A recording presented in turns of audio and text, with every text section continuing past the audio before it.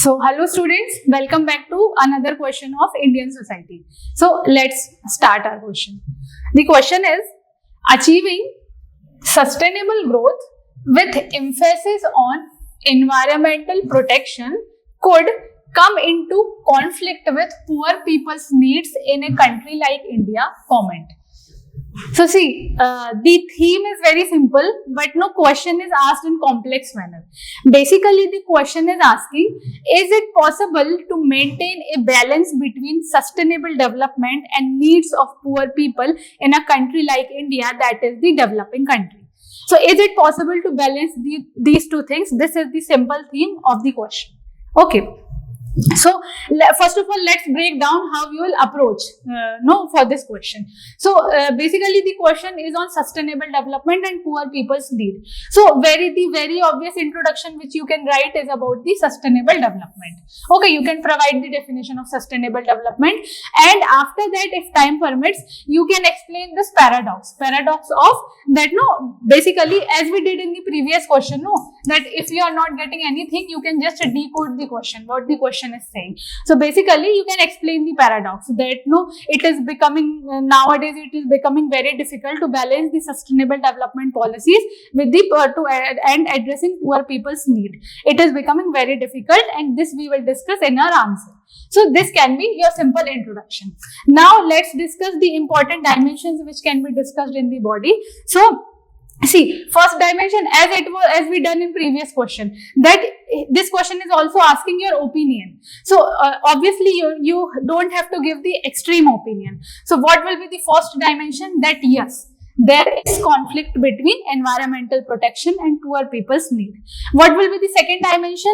That it's not always this thing that environmental protection will be against poor people's need. So sometimes this protection can act as the support for the poor. So this will be the counter dimension. And third will be the way forward or solutions through which you can ensure that we have how we can balance these two things, sustainable development and poor people's need.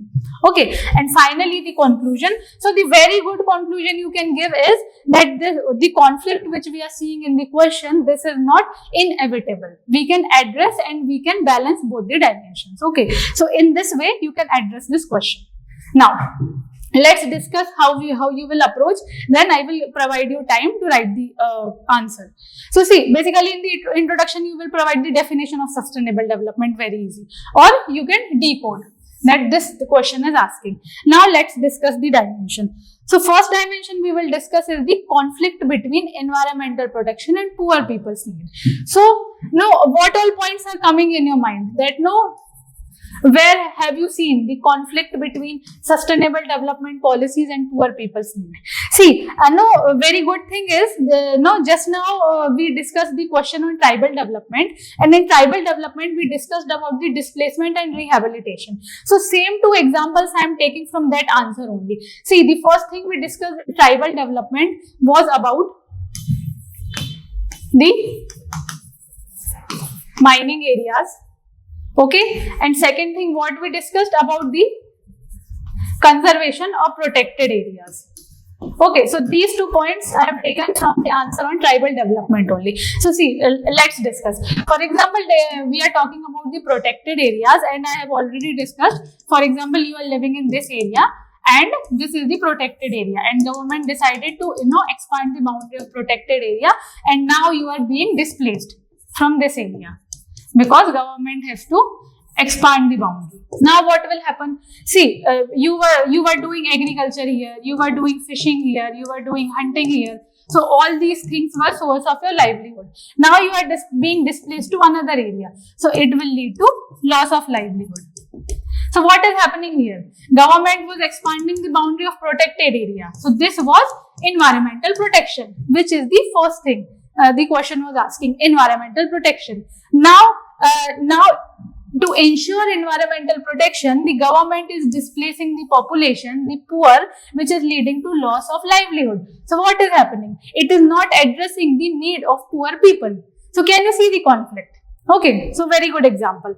Now second, I can discuss about the mining areas. So what is about the mining areas? See, to ensure environmental protection, government will try to shift towards green energy, right?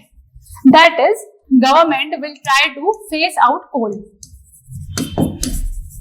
So if coal is being phased out, what will happen in coal mining areas?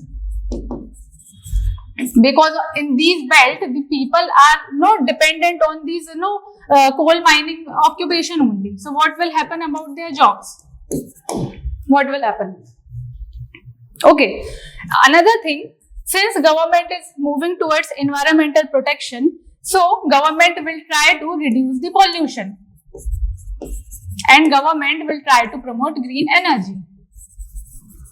Yes, so government is trying to reduce the pollution and basically promoting the green energy. Now think of the small industries, small informal industries who are dependent on coal for their production, because this is a fact that green energy is very expensive. So how these small industries can afford this green energy? I can give the example of brick industry. How this industry will survive, because green energy is too expensive and if government don't allow the use of coal. Or another example I will give. See, government has started a scheme, right? PM Ujjwala scheme. So government is providing LPG connection and one refill. Now, after this one refill, the poor people cannot afford another refill, right? So poor people will again shift to biomass. So these are the issues. That okay, though you are trying to promote the environmental protection, but what is happening for the poor? What is happening in the mining areas? What is happening in the protected areas? What is happening if you are trying to reduce the pollution? So it is coming in conflict with the poor people's need, right? It is affecting the livelihood, right? They don't have that much budget, so that they can come in line with goal of government to promote green energy. So this will be our first dimension, that is the conflict between environmental protection and poor people's need. Now coming to the second dimension, that it's not like that environmental protection cannot ensure poor people's need. So, and it is very simple to understand. See, I will explain. For example, if you are reducing the pollution, so because if pollution is reduced, it will improve the health of poor. And if the health of poor is improved, in the long term, it will reduce the chances of poverty. So what is happening? Pollution is reducing, health is improving, and in long period you can come out of poverty. Why? Because out of pocket expenditure for the medical expenses is too high, more than 60%. So in this way, people can come out of poverty. Second important thing which I can discuss is if you are trying to save the environment, if you are ensuring environmental protection, then you have to talk about the climate change also. And as you know very well that poor people are the most vulnerable communities for climate change. So if government is trying to tackle climate change, then these are the people who will be the first one to benefit. So they will benefit, right? With environmental protection and climate resilient policies.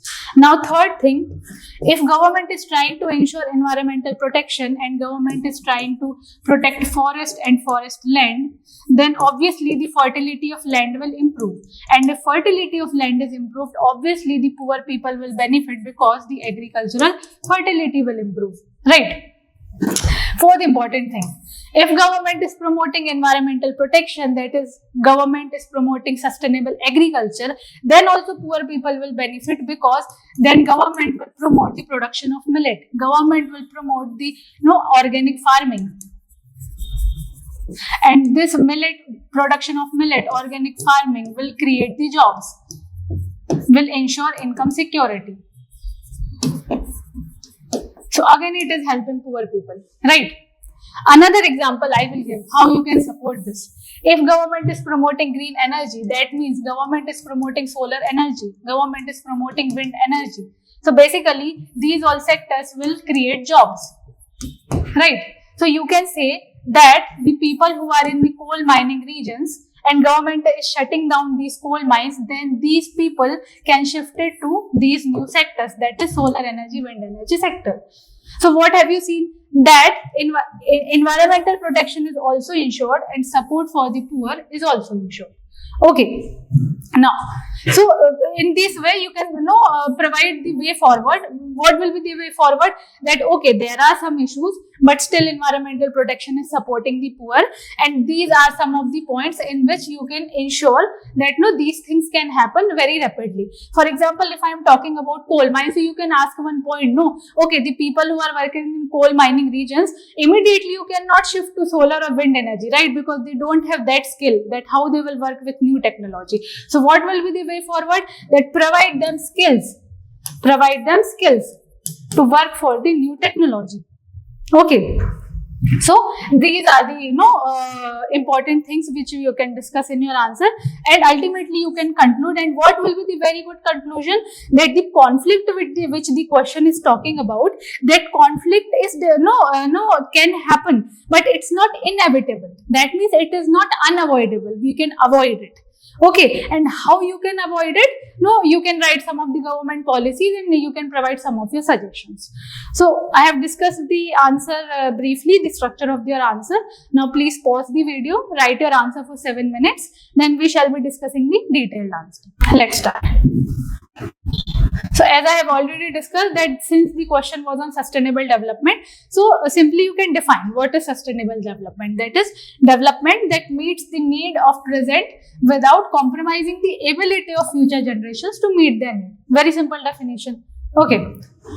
Now coming to first dimension, that yes, there is a conflict. Okay. So as we have already discussed that how conflict is there.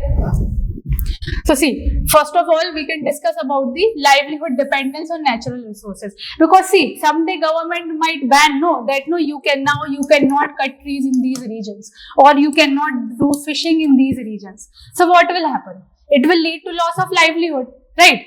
So restrictions like bans, protected areas, afforestation rules can reduce the access and hence can impact the livelihood.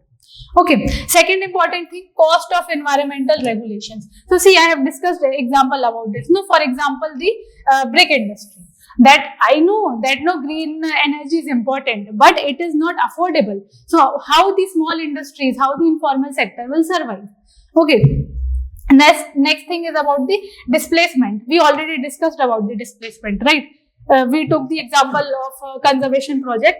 So, for example, national parks, wildlife sanctuaries, these displace the rural communities and they are shifted to another area, not getting any source of livelihood and hence leading to poverty. Another, we can talk about the energy transition challenges. So, we discussed about this also, that if you are shifting the labor from this sector to another sector, they might not be able to survive because they don't have that required skill. Okay, so these were the important points. Now, let's discuss how environmental protection is supporting the poor. So, we discussed about this. If you are tackling the climate change, then you are dealing with droughts, crop failure, which will help poor. Okay, if you are reducing the pollution, it will improve the health and hence it will take poor out of poverty. If you are dealing with degraded forest, improving the fertility of land, it will improve the agriculture, which in turn help the poor. Okay, if you are promoting sustainable agriculture, you can talk about the millets, you can talk about the agriculture, hence you are helping the poor. Okay, also, if you are promoting the circular economy and waste to wealth models, so this can create jobs. Jobs in what? It can create jobs in the waste segregation units. It can create jobs in the composting units. So see, things will remain same. Just you have to ensure how people can deal with those changes. Because it is a fact that you have to deal with climate change and you have to ensure environmental protection. Okay, but you have to ensure holistic policy so that the poor people needs are also addressed.